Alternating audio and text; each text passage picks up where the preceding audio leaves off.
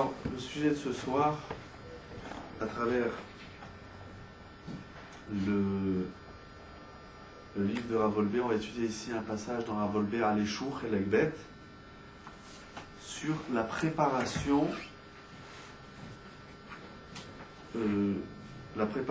du jour du jugement de Rosh Hashanah. Il faut savoir qu'il y a déjà ici un premier mot intéressant chez le Rav, c'est qu'habituellement on parle de la préparation de Rosh Hashanah comme de toutes les fêtes. Et le Rav il nous dit Yesh makom vechreach shel hachana. Il faut donc se préparer, mais de façon ma'asit, l'eyom adin. Qu'est-ce que c'est qu'une hachana ma'asit? Il y a deux types de préparation. Il y a une préparation de l'esprit. Il faut se mettre dans l'ambiance, il faut se mettre dans le bain. Il faut commencer déjà, il y a un peu les slichot. On est à moins de 15 jours de Rosh Hashanah. On commence à se poser la question, est-ce qu'on a un livre? Est-ce qu'on a un talit? On commence à penser la tchouva, le royaume divin, les grandes lignes, le jour du jugement. Il nous dit le Rav, c'est un peu ici, c'est vrai, on parachute aussi un peu au milieu d'un texte, mais l'idée essentielle sur laquelle le Rav travaille, lequel le Rav sensibilise ici, le lecteur, c'est de prendre conscience qu'à Rosh Hashanah, ça ne suffit pas une préparation théorique de l'esprit. C'est important, c'est clair. Mais il faut surtout une préparation concrète. On peut voir, d'année en année, on fait Rosh Hashanah. D'année en année, on trempe la pomme dans le miel. On mange la grenade. On mange la tête d'agneau, la tête de veau, la tête du poisson. Et d'année en année, on rabâche les mêmes prières. Et d'année en année, on se souhaite Shana Tova. Et d'année en année, puis finalement, on est bien. Ça veut dire que la préparation, à un moment donné, il faut se dire, mais qu'est-ce que, dans ma vie, qu'est-ce qui va changer? On ne peut pas faire Rosh Hashanah, comme ça d'année en année, les années elles se succèdent depuis la bar mitzvah jusqu'à 120 ans, toujours le même Rosh Hashanah. Mais c'est pas tous les jours Rosh Hashanah? Il y a une discussion, j'ai envie d'étudier toute la nuit, je vois. Il y a une discussion dans Masechet Rosh Hashanah, quand est-ce que l'homme est jugé? Peut-être qu'il faudra qu'on l'étudie, peut-être la prochaine fois, quand est-ce que l'homme est jugé? Toujours est-il, même si on tient compte de la vie que l'homme il est jugé tous les jours, le jugement de Rosh Hashanah il est particulier. Il y a une particularité dans ce jugement. On va dire c'est le jugement des jugements, le jugement du jugement. Yom Hadin. De toute façon, Rosh Hashanah, ça n'est pas que Yom Hadin, il y a beaucoup de choses à Rosh Hashanah. C'est clair qu'il faut bien établir, bien comprendre chacune des parties de Rosh Hashanah. Et il faut aussi ensuite trouver quelle est l'idée commune en toute. Rosh Hashanah, c'est le jour du jugement. C'est aussi Malchut, le jour de la royauté d'Akadosh Baruch Hu. C'est le jour de la création du monde, c'est le jour de la naissance de l'homme. Il y a beaucoup de choses à Rosh Hashanah. Donc, on va laisser Rosh Hashanah c'est un générique, mais tout ce que représente Rosh Hashanah nécessite une préparation concrète. Qu'est-ce que, de façon concrète, on va changer, on va améliorer, ou on va faire des choses qu'on ne faisait pas, mais on ne peut pas être, après Rosh Hashanah, la même personne qu'on était avant. Ça y est, il y a quelque chose qui doit changer. Ça, c'est le premier point sur lequel le Rav travaille. Ensuite, le deuxième point qu'on verra, c'est qu'est-ce qu'il faut changer. D'abord, il faut comprendre l'idée du changement. L'idée de l'action concrète. Je dis changement, bien que le mot ici du Rav, c'est l'action, la concrétisation. Parce que c'est bien beau. Les gens à Rosh Hashanah, ils prennent sur eux. Je prends sur moi. Non, c'est du bidon. Je fais, Dieu, je te promets que cette année, ça fait 100 fois qu'on lui a promis que c'est pas le jour des promesses. Promesse de don. On a ramassé 1 million d'euros. Non. C'est promesse de don. Pas de promesse. Tachles, il faut du concret, il faut de l'action. Le jour de Rosh Hashanah, on n'est pas avec notre sidour devant Akadosh Baruch Hu, je te promets, cette année, je vais plus dire Lachon Hara. Tu sors de la choule, tu vois ton copain, tu dis comment c'était, ah ne me parle pas, c'était horrible, le rabbin il a mal parlé, le chazan il a mal prié. Non, tu as promis que tu ne disais plus Lachon Hara. Ça ne dure pas 5 minutes. Le Rav il dit par ailleurs, Volpe il écrit dans ses lettres, Igerot et Ktavim, il écrit dans ses lettres, il dit que les kabbalot, c'est-à-dire prendre sur soi, c'est du vent. Les gens qui disent oui, je prends sur moi, non, prends rien sur toi, fais, montre-moi, tout de suite, fais. Ah, mais ça, on a peur de faire, c'est difficile. Donc, premièrement, l'idée de l'action, oui, de la concrétisation de la promesse. Et le deuxième point qu'on verra, c'est qu'est-ce qu'il faut changer, qu'est-ce qu'il faut faire. Alors, sur le premier point, Ita Bechazal, il est écrit, nos sages nous disent, Ma'ou eheye asher eheye. Moshe Rabbeinu, lorsque il est nommé par Akadosh Baruch Hu pour aller libérer les enfants d'Israël de l'Égypte, de Mitzraïm, il a dit à Akadosh Baruch Hu, comment tu t'appelles? Quel est ton nom? Il a dit à Dieu, je veux voir vos papiers. Quand tu rencontres un agent, la première chose, monsieur, vos papiers, comment vous vous appelez? La même chose, il dit à Akadosh Baruch Hu, comment tu t'appelles? Qu'est-ce que je vais dire au béné Israël? Comment tu t'appelles? Akadosh Baruch Hu lui dit, eheye asher eheye. Je serai ce que je serai. Qu'est-ce que ça veut dire?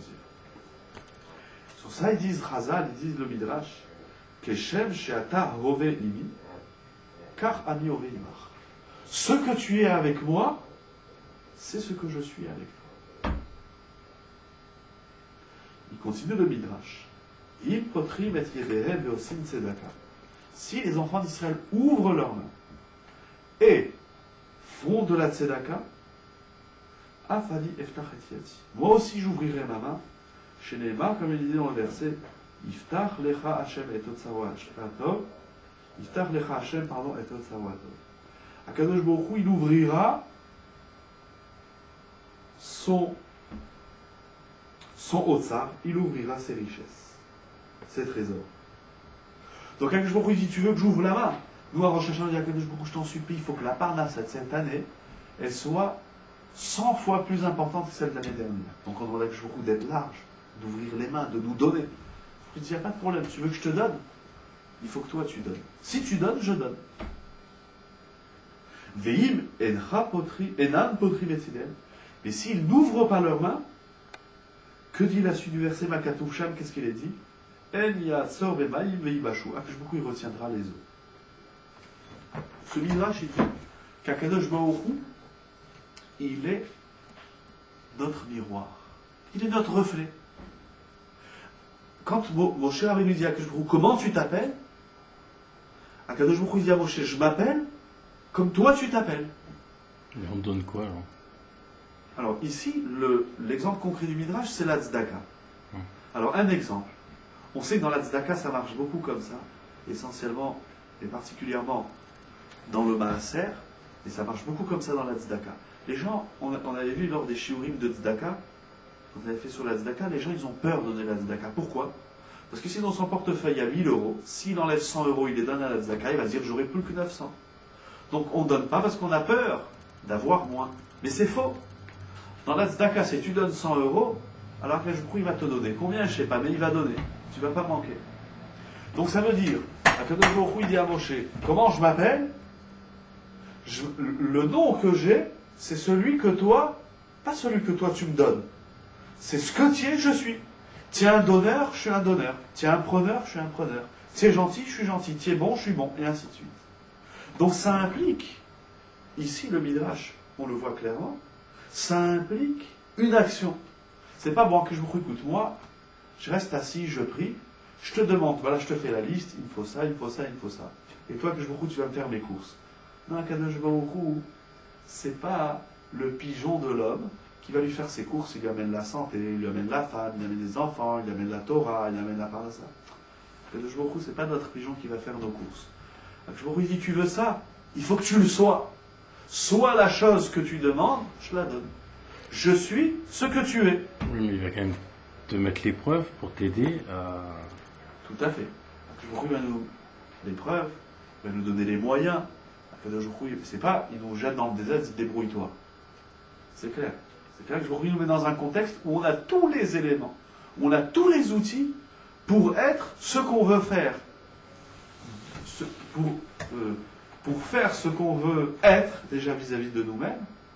Et ces mêmes outils, c'est comme si, je finis d'abord la première phrase, Akadosh nous met dans un contexte, dans un monde où il y a des outils qui vont nous permettre d'être nous-mêmes, et en étant nous-mêmes, ou en étant ce que je serai, fera de Dieu ce qu'il sera. C'est-à-dire, Akadosh Baruch Hu, il dit, je veux voir des preuves. Tu veux que je sois bon? Sois bon. Tu seras bon, je serai bon. Je suis ton miroir, je te refais, c'est très simple. Si on a compris ça, c'est très simple. Après, toute la vie, elle est simple. Pourquoi que je me il est méchant avec nous? Parce qu'on est méchant, tout simplement. T'es méchant, il est méchant. Tu es bon, il est bon. Tu es gentil, il est gentil. Tu es chesed, il est chesed. Akadosh Baruch Hu, il est ce que l'homme fait de lui. Donc quand on se retourne vers lui, on dit, ah oui, Akadosh Baruch Hu. Si tu t'es caché, si tu joues à cache-cache, il joue à cache-cache. Si tu te caches sous la table, il se cache sous la table. Ok? Haré Mamash, voilà de façon claire, concrète. Hachem Tzilecha Aliyad Yeminecha. Hachem, il est l'ombre de ta main droite. Hachem est ton ombre, il a dit David Améler. Juste ce qui est exceptionnel dans ce midrash, c'est que l'ombre, elle est en bas. Elle n'est jamais en haut. C'est-à-dire, nous, qu'est-ce qu'on fait? On regarde Akadosh Baruch Hu en haut, et on croit que nous, on est l'ombre de Dieu. C'est-à-dire l'ombre dans le sens où on est son reflet. On a l'impression que nous, on est les marionnettes, et Akadosh Baruch Hu, il tient c'est Akadosh Baruch Hu qui tient les ficelles de la marionnette. C'est-à-dire, toi tu vas à droite, toi tu vas à gauche. Hachem Tzilecha, c'est tout le contraire. C'est nous qui tenons les ficelles, exactement comme l'ombre. Si je mets ma main là-bas, l'ombre, elle suit. Et si je mets ma main là-bas, l'ombre, elle suit de ce côté. Akadosh Baruch Hu, il va là où on le met. Il est notre ombre. C'est incroyable. C'est nous qui tenons les ficelles d'Akadosh Baruch Hu. C'est vrai que c'est... Attention, il y a un autre aspect où Akadosh Baruch Hu tient les ficelles. C'est-à-dire, finalement, c'est pas qu'il y a celui qui tient les ficelles et l'autre, il est la marionnette. Chacun, il est la marionnette de l'autre et chacun, il tient les ficelles l'un de l'autre. Adam Marezba, celui qui montre un doigt, Marim Loezba, l'ombre, elle lui renvoie son doigt. Adam Mareyad, Marim Loyad. C'est-à-dire, si avec Akadosh Baruch Hu, juste tu lèves le doigt, Akadosh Baruch Hu, il va te donner la quantité du doigt. Tu lèves la main, il va te donner la main. C'est l'ombre. Akadosh Baruch Hu est l'ombre de Dieu. Zeu klal gadol be'anagat Akadosh Baruch Hu. C'est ici une règle grandiose dans le comportement d'Akadosh Baruch Hu avec nous. Akadosh Baruch Hu, il est le reflet de l'homme. Tout simplement. Tu penses, celui qui pense que la Torah et la Tchouva c'est dans la pensée, il n'y a pas de problème. Akadosh Baruch Hu, il t'enverra dans le monde de la pensée, dans le monde du superficiel, dans le monde de la théorie. Pour moi, le judaïsme c'est de la théorie, Dieu c'est de la théorie. Il n'y a pas de problème. Eh bien, Dieu il sera avec toi que de la théorie. Maintenant, de façon concrète, il a besoin d'améliorer sa parnassa, il a besoin d'améliorer sa santé. Ça c'est concret. Ah mais Dieu tu l'as mis que dans la théorie, il ne viendra pas dans l'action. Tu veux qu'Akadosh Baruch Hu, il s'implique, mais de façon concrète, de façon active dans ton monde, il faut que de façon active tu l'introduises dans ton monde. Ça, c'est le Midrash qui nous désigne qu'il faut faire les choses de façon concrète. Rosh Hashanah, c'est pas de l'air, c'est pas de l'espace, c'est pas du vide. C'est concret. C'est-à-dire, en d'autres termes, quand à Rosh Hashanah, par exemple, on dit Akadosh Baruch Hu, il est le roi. C'est des choses qu'on va dire Amelech Akadosh, Amelech Hamishpat. C'est le jour où on prend conscience du règne divin. C'est-à-dire quoi prendre conscience du règne divin? C'est-à-dire quoi Akadosh Baruch Hu, il est le roi. C'est pas seulement dans la théorie, Dieu, il est le roi. Si, cette idée-là, bien sûr qu'il doit être élaboré, qu'il doit être compris, qu'il doit être approfondi. Mais cette idée de prise de conscience qu'Akadosh Baruch Hu, il est le roi, il faut le vivre de façon concrète. Si Akadosh Baruch Hu, il est le roi, on ne lui parle pas comme on parle à n'importe qui, on n'a pas un comportement envers lui comme envers n'importe qui. Ça implique aussi qu'il a un pouvoir, ça implique aussi qu'il a un devoir. Le roi, il n'a pas que des pouvoirs. Ça implique aussi qu'il a une maîtrise, et ainsi de suite, qui domine. C'est pas bon, il est le roi, mais je fais ma vie. Ah non, alors là, je ne suis plus le roi. Ah, c'est pas un roi bête et idiot qui est assis sur son trône. Non, c'est pas le roi. Donc, dire à Kadosh Baruch Hu il est roi, c'est. Il faut jouer le jeu du sujet. Et le sujet, c'est concret. Mais c'est pas le sujet qui va se faire écraser par le roi. C'est le sujet qui va donner un pouvoir au roi. Et quel est ce pouvoir? C'est que le roi lui-même, il va reprendre ce pouvoir et qu'il va le donner au sujet, et ainsi de suite. En fait, c'est un cercle vicieux. On joue au ping-pong, on se renvoie la balle. Si je dis que tu es roi, alors il dira que moi aussi, je suis roi. C'est-à-dire finalement, puisqu'il est mon reflet, si je fais de lui un roi, il fera de moi un roi. Si je fais de lui un fantôme qui est au fin fond des 7 cieux et que il est là-bas, ben lui aussi il fera de moi un homme qui est jeté sur la planète. Et ainsi de suite. Donc c'est pas le sujet et le roi. C'est si je fais de lui un roi, il fera de moi un roi. Mais pour que je fasse de lui un roi, il faut que je fasse de moi un roi. C'est-à-dire il faut que je montre concrètement un comportement. Donc ça c'est l'idée, après qu'il faudra ramener dans la vie, dans tous les domaines de la vie. La première idée, c'est une préparation concrète. Qu'est-ce que cette année, pas qu'est-ce que je prends sur moi, il ne faut rien prendre, c'est qu'est-ce que je fais, quand, tout de suite. Et on a un mois de Elul, là il ne reste plus que quelques jours avant Rosh Hashanah, mais on a tout un mois, les Chachamim nous ont institué tout un mois de préparation. Les maîtres à Volvé dit par ailleurs, on prépare, ça c'est une idée qu'on a déjà dit quelques fois, qu'on a ramené ici du Rav, c'est que Rosh Hashanah et Kippour, ça se prépare depuis Tisha B'Av. Bien sûr, on arrive des vacances, comme on disait tout à l'heure, on revient des vacances, oulala, dans 15 jours, oui, c'est Rosh Hashanah, on n'a pas le temps de se préparer. Chacham, il ne faut pas attendre les vacances pour se préparer Rosh Hashanah. Il fallait se préparer depuis Tisha B'Av. Depuis Tisha B'Av, ça aussi, il faudra expliquer, il faudra revenir sur ça. Depuis Tisha B'Av, non mais Tisha B'Av, moi j'étais dans la destruction du Beth Amikdash. Après j'ai pensé aux vacances, le mois d'août, il fait chaud, ne me parle de rien du tout. Pas de course, il faut se reposer. Maintenant, on revient les cours, Rosh Hashanah. Une seconde, là, le décalage entre le tennis, les randonnées et Rosh Hashanah. Une seconde, il y a un gros décalage. Et Tisha B'Av, quand est-ce que ça se prépare? À Pessah. Parce qu'en Pessah, Tisha B'Av, il y a un rapport. Et Pessah, quand est-ce que ça se prépare? À Purim. Et Purim, Hanouka. Et Hanouka, Sukkot. Et Sukkot, Rosh Hashanah. Et Rosh Hashanah. Finalement, c'est un cycle. Et si on attend les 25 dernières minutes pour dire allô monsieur le rabbin, c'est à quelle heure on allume les nérotes? Allô monsieur le rabbin, c'est quand Rosh Hashanah? Ça a du service. Je me parle à moi à la bouteille. Donc il faut, on se répète et on le répète et on dit tout ça ici, c'est tout le chiot du Rav, il faut concret. Qu'est-ce que je vais faire? S'il y a des choses que je ne faisais pas, eh bien je vais prendre sur moi. Mais de toute façon, je prends rien. Je fais. Et voilà. Des grandes discussions, des grands débats, des grandes... J'ai raconté cette anecdote peut-être même dans les vidéos du site, je ne sais plus. Mais une fois un médecin, il m'a demandé, il m'a dit, Rav Merli, dites-moi, est-ce que vous avez une solution pour arrêter de fumer? Je lui ai dit oui, arrêtez. Quel est le problème? On va commencer à discuter pendant des heures. La cigarette, c'est bien, c'est pas bien. Arrête, c'est où? Dans le Shalom Bayit, pourquoi les gens ils se prennent tellement la tête? Parce qu'ils discutent des heures. C'est-à-dire, c'est sûr, il faut de la communication, il faut du débat, il faut de l'échange. Mais il faut aussi du concret. Tu vois que ta femme, elle est énervée parce que tu l'as énervée. Comme ça, elle dit. Et ainsi de suite. Ben alors arrête de l'énerver, c'est où? Ça l'énerve que la chaise, elle est là. Ben ne la mets plus là, mais là. Non, c'est du concret. Combien d'énergie, combien de temps, combien de... Puis on se ment, on dit mais je comprends pas. Tu peux expliquer. Moi ça m'est arrivé, je n'ai pas peur de le dire. Ça m'est arrivé de discuter des heures sur un sujet avec ma femme. Un sujet qui m'a dit, là, c'est pas possible, on ne peut pas continuer comme ça, c'est insupportable, c'est inadmissible, la vie elle est encore devant nous. Qu'est-ce qu'on fait? Alors on commence à discuter, oui mais tu comprends, c'est vrai, tu as raison, et si, et ça, et si, et ça. 5 minutes après, on se dispute, entre guillemets, sur la même chose dont ça fait 2 heures qu'on a discuté. Alors après on s'invente des théories, oui mais on a discuté, maintenant il faut un temps d'adaptation, il faut un temps d'intégration, et entre temps tu t'es redisputé 400 fois, et tu as regardé, tu perds ton temps, et tu perds tes nerfs.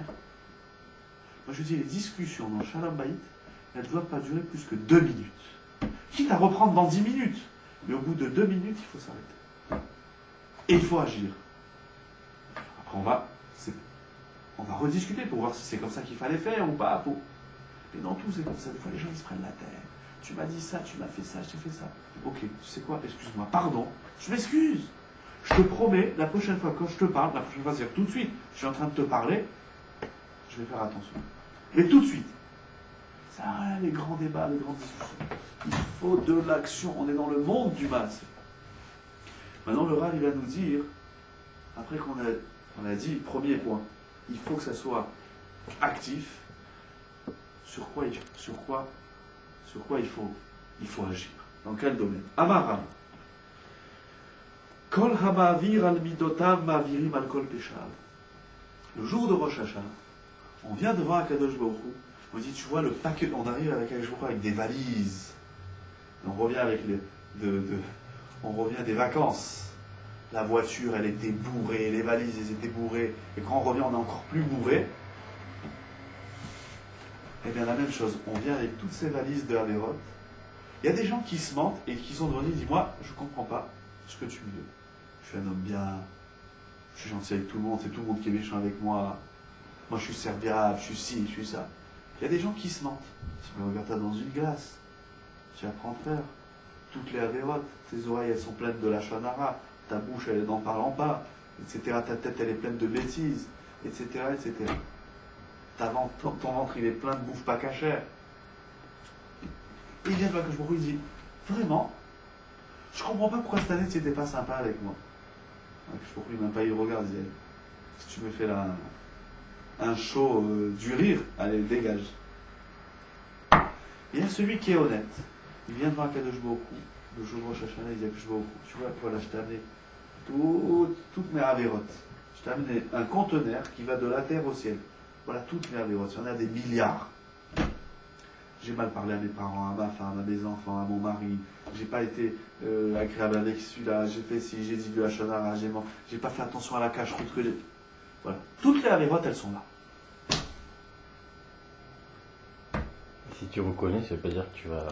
Ah non. Maintenant, qu'est-ce qu'on veut avec tout ce paquet d'avérotes? Qu'est-ce qu'on veut? On veut qu'Akadosh Baruch Hu, il efface tout. Bi'ur chametz. Il brûle tout, il n'y a plus rien. On dit voilà, Akadosh Baruch Hu, on le menace, on lui dit tiens, 48 heures, les 2 jours de Rosh Hashanah, mais il faut que le lendemain de Rosh Hashanah, le conteneur il soit vide.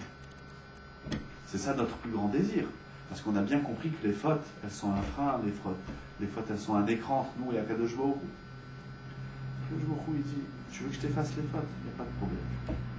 Mais on vient de dire que j'attends d'Akadosh Baruch Hu qu'il efface les fautes. Donc je veux qu'Akadosh Baruch Hu il utilise l'effaceur, il efface tout. Mais on vient de dire que pour revendiquer quelque chose d'Akadosh Baruch Hu, il faut que soi-même on soit ce qu'on lui demande. Donc pour qu'il efface les fautes, il faut que moi aussi j'efface quelque chose. Akadosh Baruch Hu dit tu veux que j'efface? Il n'y a pas de problème. Efface. Si efface, j'efface. T'effaces pas? J'efface pas. Qu'est-ce qu'on doit effacer pour qu'Akadosh Baruch Hu à son tour il efface? C'est très simple. Il dit Rava, regarde. Rava dans la Gemara au traité Rosh Hashanah. Envers toi, toute la journée, les gens y fatent. Un, il t'a écrasé. Tu viens de cirer tes chaussures dans l'autobus, il y en a un, il t'a marché sur les pieds. Tu le maudis parce que toi, tu avais un rendez-vous hyper important, il fallait que même les chaussures, elles brillent. Comme si le type en face de toi, quand tu vas avoir un rendez-vous, il va dire vos chaussures, elles brillent, ça va, je vous prends un rendez-vous. Ah, tu vas là, rendez-vous à la banque ou je sais pas quoi. Un entretien d'embauche, il faut que tu arrives sur ton, comment ils appellent ça, avec Kitsu, 2 pas. Alors un, il t'a bousculé dans l'autobus. L'autre, tu voulais te garer, tu la voyais la place. Tu arrives, il t'a pris la place. Mais encore ça, Niskel, il t'a rien fait. Mais à la synagogue, il t'a énervé. Tu t'es préparé la place, le roumache, le sido.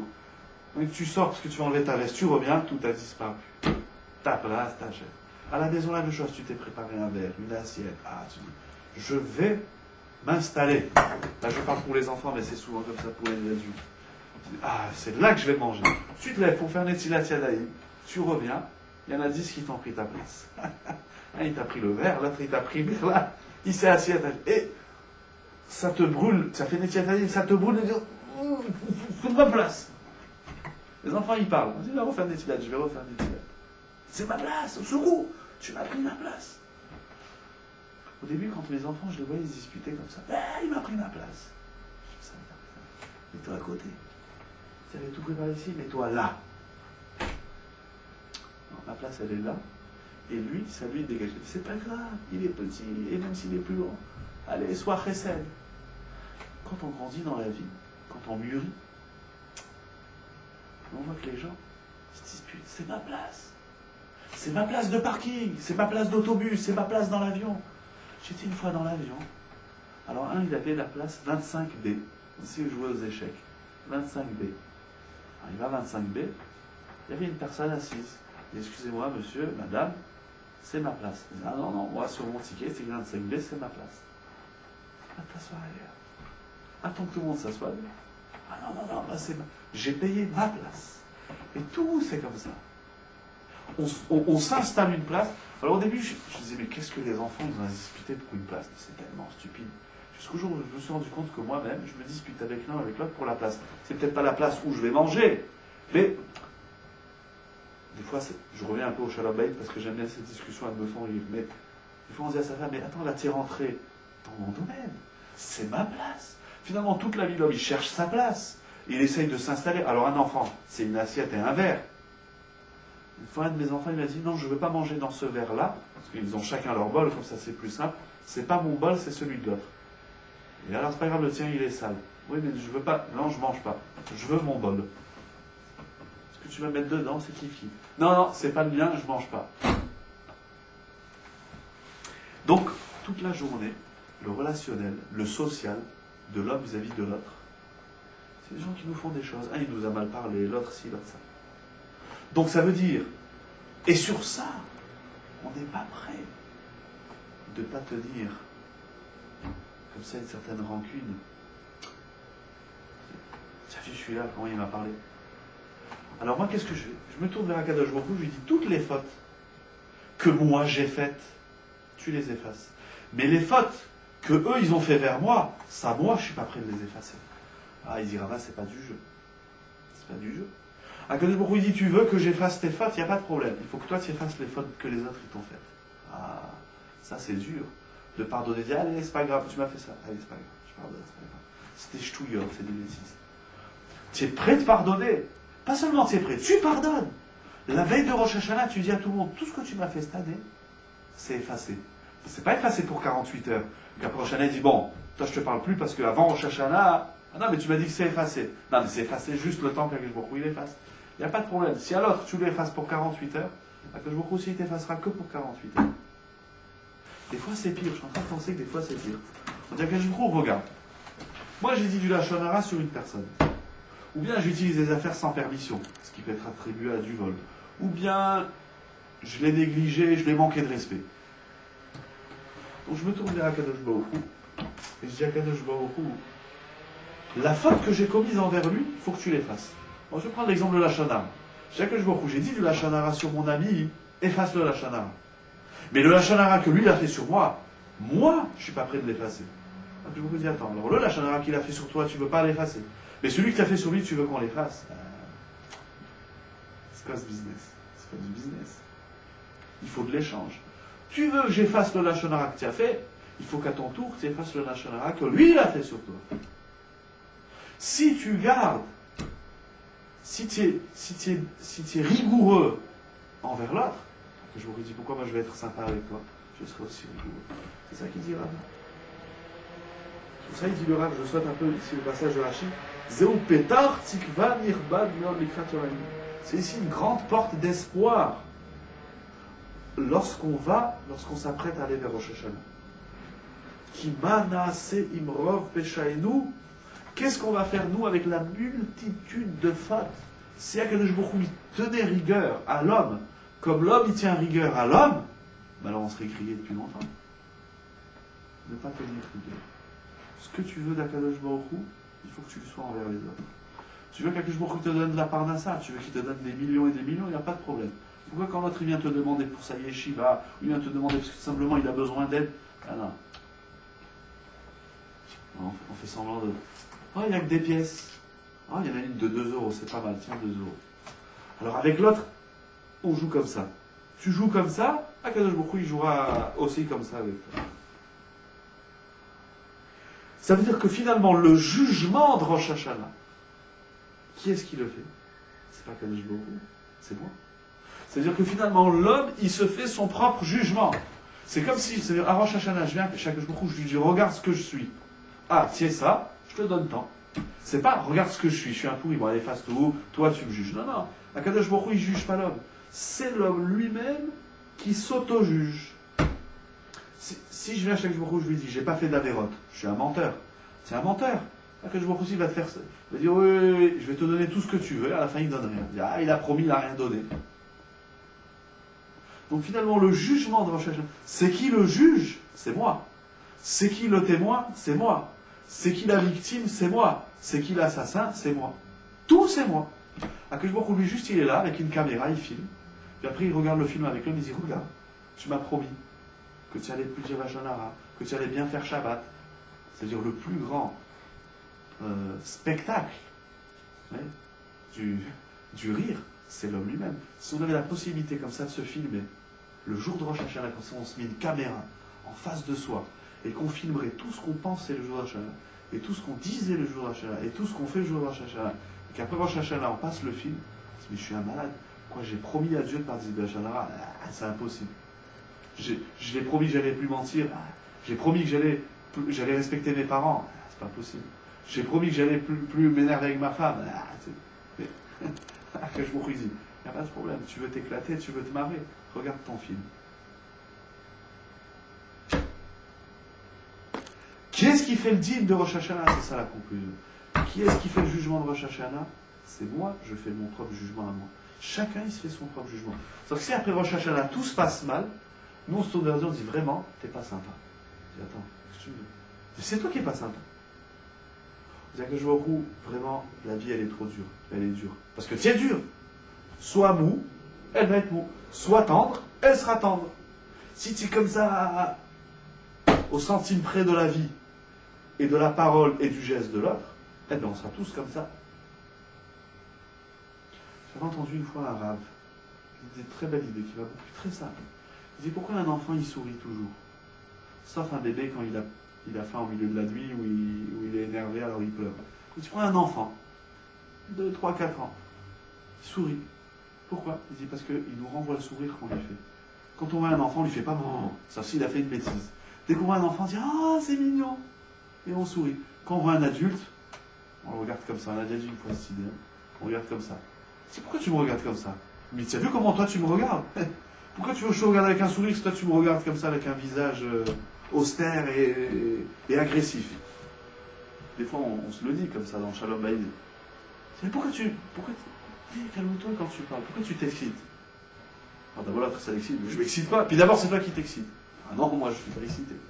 C'est vrai que des fois on essaye de faire des efforts. Il ne faut pas essayer de faire des efforts. Il faut vraiment être tendre. Ah, on est tendre, il est tendre. On est dur, il est dur, et ainsi de suite. Donc, qui est-ce qui fait le deal? Qui est-ce qui signe sur... C'est-à-dire, qui est-ce qui a écrit le verdict? Qui est-ce qui a écrit le procès? Qui est-ce qui a écrit le verdict? Et qui est-ce qui a signé? C'est moi, c'est pas lui. Mais comment tu peux être sûr que ton jugement il est juste? Une chose, il ne faut pas se mentir, il faut être vrai, authentique. Il faut se faire aider. Pas besoin de se mettre dans une boîte comme ils font certains, ils se mettent dans une boîte, ils disent à l'autre, oh j'ai fauté, je ne recommencerai plus. La meilleure boîte, c'est l'autre. Il ne faut pas avoir peur. Il y a des chachamim qui faisaient ça. Il ne faut pas avoir peur, il ne faut pas avoir honte de dire à l'autre. Des fois l'autre c'est sa femme, des fois c'est les enfants, des fois c'est un ami. Des fois c'est un ami. J'ai fait une erreur, je t'ai mal parlé. Alors c'est vrai, avant Rosh Hashanah c'est facile, on va dire, excuse-moi. Je lui dis, moi chaque année, j'ai un ami, chaque année, quand il était là, il le faisait de vive voix. Maintenant, il n'est plus là, alors il m'appelle. Chaque année, Rosh Hashanah, il m'appelle. Il dit, voilà, je t'appelle, je te demande pardon sur tout ce que je t'ai fait. Je dis, moi, il n'y a pas de problème. Je veux bien te pardonner, mais dis-moi ce que tu m'as fait. Sur quoi je te pardonne? Et puis, si chaque année, je me suis rendu compte que tu me demandes pardon sur la même chose, donc tu vas le recommencer. Non, c'est pas comme ça. Je dis, ça, c'est pas ça. Je dis, je sais pas si je peux te pardonner. Alors, bien sûr, je te pardonne. C'est des petites choses. Des fois, c'est des grandes choses. Et des fois, des choses qui blessent dans la vie, qui sont blessantes. Moi, je ne comprends pas pourquoi l'autre, il m'en veut tellement. Pose-toi la question. Pourquoi tu lui poses la question à lui? Pose-toi la question. Alors, il faut se faire aider. Alors, dans la relation Rav et Talmid, par exemple, dans la relation, on va commencer parent-enfant. Qu'est-ce qu'on fait toute la journée à nos enfants? On dit là, ça fait une erreur, là, il ne faut pas faire. Mais le problème, c'est que c'est tellement mal fait quand on est enfant, qu'après, quand on est adulte, quelqu'un vient nous dire qu'on a fait une erreur, on ne peut plus entendre. Nos oreilles, notre esprit, il est hermétique, il ne peut plus rien entendre. Va chez n'importe qui, amuse-toi, Shabbat, si tu as envie de te prendre une patate, si tu as envie de te faire des ennemis, amuse-toi, va chez le voisin, celui qui est pris à côté, et tu sais, je t'ai bien analysé toute la tefila, mais ta tefila, elle est bidon. J'ai vu, tiens, rigoler. Au lieu qu'on le fasse à notre enfant petit, faisons-le à notre ami. Il va se retourner, il va envoyer une droite et une gauche. Il va nous envoyer une pêche. Alors l'autre, on le laisse tranquille. Mais avec les enfants, on le fait. Dans le Shalom Bayit, on le fait. On se fait des reproches, des remontrances. Je parle de quelque chose de constructif, pas ce que tu fais, c'est nul. Non. Là, je pense qu'il y a une erreur. Ah, merci. De toute façon, il faut aimer la Torah.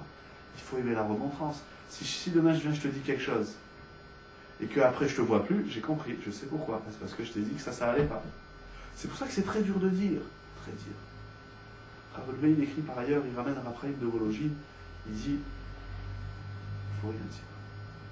Combien il faut dire aux enfants? Bon, s'ils jouent avec un couteau, s'ils jouent avec la tronçonneuse, là, tu dis pas, tu lui enlèves. Tu sais, un couteau, c'est dangereux. Des allumettes, c'est très grave. Ouh là, entre-temps, tout il va flamber. Tu lui prends, donne-moi la boîte d'allumettes. Il faut lui expliquer. Si tu lui expliques qu'il a 3 ans, il est en train d'essayer de gratter. Il veut faire comme papa. Il gratte Qu'est-ce que tu fais? Reste, pose, donne-moi ça ici tout de suite. Gentiment. Ouh, c'est un grand garçon. Prends-le, mets-le là-bas. Comme maman. Il faut aimer la Torah. Et pour aimer la Torah, c'est pour aimer la critique. Il faut pas qu'on soit dégoûté de cette critique. Le problème, c'est que nous, on est dégoûtés. Je dis nous, je parle de moi au pluriel. C'est plus poli de parler au pluriel d'une personne. On ne dit pas toi, on dit vous. On dit nous. Ouais. Alors, qu'est-ce qui se passe? On nous a tellement fait de remontrances dans notre enfance. Et les remontrances, elles étaient mal faites ou tordues.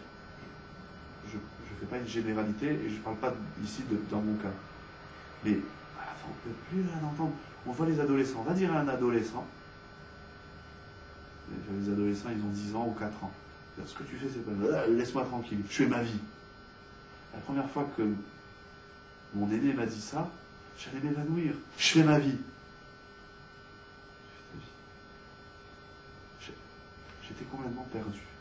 Je viens de te dire un truc, là, tu es en train de te casser la figure. Ouais, je fais ma vie, laisse-moi tranquille, j'en ai marre, de toutes les 5 minutes, tu vas me dire ce qui va pas. On a été désensibilisés, on a perdu l'écoute de la critique. Avant de faire une critique, une remontrance, toujours dans le sens, si elle est négative, si elle est destructrice, il faut taire, il faut la prendre, il faut la jeter dans les égouts. Mais même lorsque c'est pour construire, même lorsqu'elle est positive, il faut réfléchir 450 000 fois la façon dont on va la dire. Parce que le but, c'est que tu t'améliores. Je ne dis pas à mon enfant une critique pour lui dire que c'est un idiot, je veux qu'il s'améliore. Donc de quelle façon je dois dire la chose pour qu'il entende et qu'il s'améliore. Si je n'ai pas pris l'assurance qu'il va entendre ce que je vais lui dire, je me tais, je ne dois rien dire. Ah, mais il va devenir un voyou. D'abord, c'est pas sûr. Mais si je lui fais la critique, c'est sûr qu'il va devenir un voyou. C'est sûr que demain, il ne pourra plus le supporter. C'est sûr que demain, il ne pourra plus rien entendre, ni de moi, ni de personne. C'est la même chose, Rav et Talmid. La relation maître et élève. Un maître, il est là pour corriger les élèves, pour apprendre le droit chemin, etc. Alors aujourd'hui, on fait des shiurim comme ça, c'est très bien, je vois personne, je vois une caméra. Mais celui qui est derrière la caméra, j'ai envie de lui dire, je me permets parce que je ne sais pas qui est-ce qui est derrière. Je ne parle pas de celui qui est, concrètement, je parle de celui qui verra la vidéo. Je dis, mais bouge-toi un peu dans la vie. Tu veux que je te dise toutes les erreurs que tu fais dans ta vie, sans te connaître. L'homme invisible, sans te connaître. Tout le lachonara que tu fais, toutes les choses pas cachères que tu manges, ou toutes les choses à moitié cachères que tu manges. Combien de fois tu... Et le respect des parents. La mitzvah la plus dure. Je ne sais plus si on a fait une fois sur le respect des parents. On a fait sur le respect des parents. Alors ça y est, les gens, ils savent. S'ils ne savent pas, ils apprendront. Combien c'est dur. Combien de fois dans la vie, tu as parlé correctement, je te parle à celui qui me voit en face, tu as parlé correctement à ta père ou à ta mère. Pas combien de fois on leur a parlé mal. Mal, on leur parle tout le temps mal. Combien de fois on leur parle correctement? Et puis si on, des fois, attention, on n'ose pas. Je ne vais pas dire à mon père, c'est un idiot, des shalom. Ah, je t'adore. Une fois, tu as dit à ta mère, maman, je t'aime, gratuitement. Ah là, ça, j'attends la fête des mères. Tous les jours, allô maman, je t'aime. Qu'est-ce que tu as, mon fils? Tu as un problème avec ta femme? Non, pas du tout. J'aime ma femme. J'allais dire un peu plus ma mère. Ça dépend si on est constantinois, ashkénaze ou tunisien. Chacun, il dit qu'il veut. Ah, pourquoi? J'ai le droit de te dire que je t'aime. Papa, tout va bien. Oui, mon fils, preuve.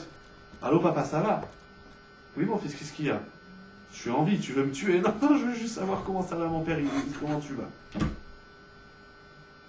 Quoi, c'est la veille d'une fête? Non, c'est la veille de rien du tout. Gratuit.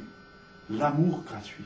Le respect gratuit. Des fois, un ami. Tu t'assois à côté d'un ami. Ça va, tout va bien la vie? Oui, pourquoi? Qu'est-ce qu'il y a? Rien, je veux juste savoir si tout va bien. Gratuit. Le respect, la gentillesse. Mais combien d'erreurs on fait? On n'aime pas la critique. On n'aime pas. Il faut aimer. Le Gaon de Vilna, ça c'est encore plus fort. Le Gaon de Vilna, il avait un élève qui s'appelait le Maguide de Douvna. Et son élève, c'était un grand Maguide, un grand citateur qui disait des grands discours. Un jour, le Gaon, il lui a dit, je veux que tu viennes chez moi, de temps en temps, pour me dire ce qui ne va pas chez moi. Imagine le maître, il dit à son élève, ou imagine le parent, il dit à son enfant, il dit voilà, on va faire quelque chose. Dorénavant, quand je fais des erreurs, si vous voyez des choses qui vous gênent, ou si je vous parle mal, dites-le moi, gentiment. Dites, papa, là tu m'as mal parlé, ça m'a fait de la peine. Imagine le Gaon de Vilna, la sommité des sommités. Il dit à son élève, qui était aussi une sommité, il dit si tu vois quelque chose de tordu, et je vous demande, d'ailleurs, je demande à celui qui est de l'autre côté, maintenant, de l'autre côté de la caméra, je lui dis, si je me suis permis de te faire une critique, alors il faut que je sois à mon tour capable d'en entendre. Parce que si je suis toute la journée moi à faire des critiques, ouais, ce que tu fais c'est pas bien, mais dès qu'on m'en fait une, j'ai raconté une fois, un type, il est venu, que je connais bien, un ami, d'ailleurs un ami, il commence à me faire une vanne, qui aurait pu être mal prise, vexante, il y a des vannes vexantes. Alors il me dit un truc comme ça, et puis après il me dit, c'est une blague, hein, t'inquiète pas, c'est une blague. Je fais, il n'y a pas de problème, bon c'est une blague, d'accord. Quelque temps après, je me suis dit, moi aussi je vais lui faire une vanne. Je vais lui faire une blague. Comment ça s'est énervé? Il a mal prise. Je dis, attention, si tu fais des vannes, si tu fais des blagues aux autres, si tu fais des coups, il faut que tu sois capable d'accepter les vannes qu'on va te faire. Si tu fais des critiques, il faut que tu sois capable d'entendre les critiques. Et si tu es toute la journée à faire des critiques et quand on fait une, tu dis ah moi je vous écoute pas. Tout se joue. En fait, c'est un relationnel entre Akadosh Baruch Hu, l'homme et l'autre. Ça va ensemble. C'est pas pour moi les autres, je les supporte pas, mais il faut qu'Akadosh Baruch Hu il me supporte. Akadosh Baruch Hu il dit quand tu supporteras les autres, et ce que tu supportes chez les autres, c'est ce que je supporte chez toi. Tu les supportes à 1 kilo, je te supporte 1 kilo. Tu les supportes pas, Akadosh Baruch Hu dit je te supporte pas, et ainsi de suite. Donc il faut se faire aider. Alors il y a les livres, à Volbey il écrit par ailleurs, il y a les livres Inzet, c'est l'étude du Moussard. C'est l'étude du Moussard, c'est l'étude de livres comme Rav Volbey, Aléchour, ou d'autres livres, Messilat Yesharim, ou bien d'autres livres encore, qui vont aider l'homme, comme ça, à réfléchir, pas sur l'autre. C'est pas, oulala, il faut être un sadique. Je suis apprendre, je fais, tu vois, c'est un rachat. Non, il faut arrêter de se prendre pour le maître du monde et pour se prendre pour le roi de l'autre. Qui on intronise le jour de Rosh Hashanah? Akadosh Baruch Hu. On a dit pour que lui il soit roi, il faut que je sois roi. Mais roi sur qui? Sur moi, pas roi sur les autres. Chacun il est roi de lui-même. Même les enfants. Moi je ne suis pas le roi de mes enfants. Je suis le roi qui va permettre à mes enfants de devenir à leur tour des rois. Mais tout de suite, pas quand il aura 40 ans. Tout de suite, je dis mon fils, tu as 2 ans, tu as 3 ans, ma fille, tu as 5 ans, etc. Il faut que tu sois le roi digne de celui qui a 5 ans. Roi pour toi. Donc avec ton niveau, dans ton milieu, dans ton contexte. Il ne faut pas être le roi de l'autre. Il faut être le roi de soi. Il faut se juger à soi. Puisque c'est le jour du jugement. Qui on juge? Soi. Je Je viens chez Akadosh Baruch Hu, et là, je reviens sur ce que tu disais au début, et on va finir comme ça. Oui, on est jugé tous les jours. Ça veut dire quoi? C'est que tous les jours, il faut porter un jugement, mais pas sur l'autre. Combien les gens, ils parlent? Oui, tu as vu, il a dit comme ci, il a fait comme ça. Une fois, on est venu me raconter quelque chose de grave sur quelqu'un. J'ai joué le jeu ici qui est écrit dans Ravelvet, peut-être que j'ai compris. Je dis, voilà, il y a quelqu'un dans la communauté qui a fait quelque chose de très grave. Je lui ai dit, je m'en fous. Excuse-moi, c'est peut-être pas poli de parler comme ça, dans un livre de Torah et derrière un Sefer Torah. Je lui ai dit, ce que tu me racontes sur l'autre, je m'en fous. Comment je peux parler comme ça? Tu as une fonction, je m'en fous. Je lui ai dit, tu sais quelle fonction j'ai? C'est d'entendre le jugement que tu as, pas sur l'autre, sur toi. Je lui ai dit, raconte-moi, toi, qu'est-ce que tu as fait de grave aujourd'hui? Tu n'as pas compris. Pour qui tu te prends? Ah, tu sais me dire à moi pour qui je me prends quand je te demande à toi de me dire toi qu'est-ce que tu as fait de grave. Mais toi, de me dire qu'est-ce que l'autre de grave il a fait, ah là, toi tu t'es pris pour la sommité des sommités. Ben voilà, c'est la même chose. J'ai fait, si tu n'es pas capable de me dire qu'est-ce que toi tu as fait de grave, alors ne viens pas me dire qu'est-ce que l'autre il a fait de grave. Ça ne m'intéresse pas. Ça ne m'intéresse pas. Et je veux dire, moi dans le chinour, et là vraiment on s'arrête parce qu'il est vraiment très tard, moi je dis dans le chinour, dans l'éducation des enfants, c'est comme ça. Quand un enfant il vient me dire, ouais, il m'a frappé, il m'a pris, ouais, il pleure, le monde il s'écroule. Oui mon fils, oui ma fille, c'est quoi ton problème? Voilà ce qu'il m'a fait. Ah, effectivement. Déjà il faut entendre l'enfant. Il t'a fait ça. C'est très grave. Il ne faut jamais minimiser le souci de l'enfant. Parce que si je dis à l'enfant, ah, c'est des ch'touillottes, ou je dis à ma femme, ah, qu'est-ce que tu prends là? C'est des bêtises. Moi demain je me tourne vers Dieu. Il va me dire, ce que je dis à l'autre, il va me le dire à moi. Si tout le problème des autres, c'est des bêtises, eh bien que je me retrouve quand j'ai avec le problème, je dis, mais c'est des bêtises. Que je me retrouve, c'est le perroquet de l'homme. C'est le miroir. Ah, alors maintenant dans le chinour, il ne faut jamais dire à un enfant c'est des bêtises. J'aime. Enfin, c'est des bêtises. Non, c'est pas des bêtises. Pour lui, c'est énorme. Pour lui, c'est son monde, c'est sa place qui s'écroule. Ok. Il t'a fait ça. Je vais d'abord bien comprendre c'est quoi ton problème. Mais après, moi, je demande à mes enfants, je lui dis, maman, à ton tour, dis-moi toi, qu'est-ce que tu lui as fait à l'autre? Je lui ai rien fait. Tu vois, c'est pas vrai. Oui, mais c'est lui qui a commencé. Ah, donc déjà, tu acceptes que toi aussi, tu as fait quelque chose. Je n'ai pas demandé qui est-ce qui a commencé, mais toi aussi, si tu es prêt à me rapporter l'erreur de l'autre, il faut que tu sois prêt à me rapporter la tienne. Si tu n'es pas prêt à me raconter ta vie, ne me raconte pas celle des autres. Après, on va voir qui est-ce qui a commencé. Après, mais déjà, quand l'enfant il a entendu que lui aussi il a fait une erreur, déjà, de lui-même il rigole et il atténue l'erreur qu'il est venu au nom de l'autre. Et quand il dit c'est lui qui a commencé, etc.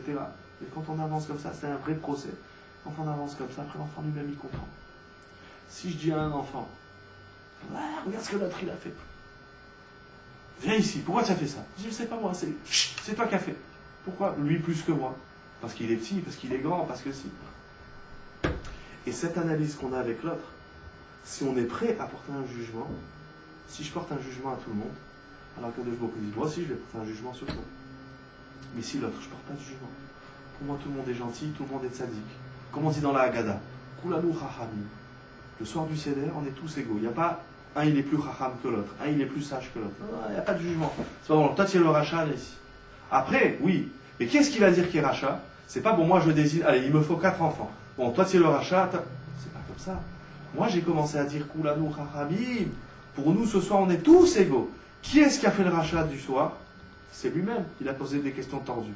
Ah, il se désigne rachat. Il a dit, vous savez, moi je suis un rachat. Ah, toi tu veux dire que tu es un rachat. Moi je dis pas. Moi je dis, on est tous des névonim, on est tous des chachamim. Si moi je regarde tout le monde comme un chacham, je pourquoi il me regarde comme un chacham. Mais si moi je désigne, je dis, bon, toi tu es le rachat, toi tu es le tzaddik, toi tu es le tam et toi tu es le néalishol, je me fous de moi, il va faire la même chose. Alors moi aussi je vais te désigner, tu es un rachat. Ah non, mon prochain rachat. C'est bien de se dire celui des rachats. Et ainsi de suite. Ok? Shana Tova, on est tous des tzaddikim, qu'on soit tous inscrits dans le livre de la vie, de la santé, etc. Shana Tova. Amen.